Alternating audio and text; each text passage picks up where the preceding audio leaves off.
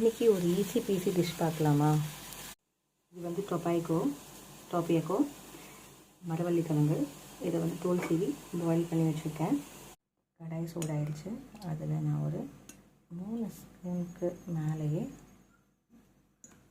Mister gold கடலெண்ணெய் ஊற்றிருக்கேன். பொரிஞ்சிச்சு.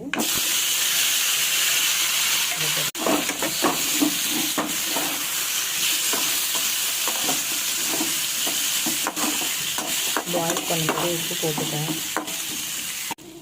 Easy tiffin ready. இது கொஞ்சம் நேரம் மஞ்சள் பொடி மட்டும் பச்சை வாசனை போனோடனே அரைக்க வேண்டியதுதான். கொஞ்சம் சால்ட் ஸ்ப்ரிங்கிள் பண்ணிக்கலாம். Light salt.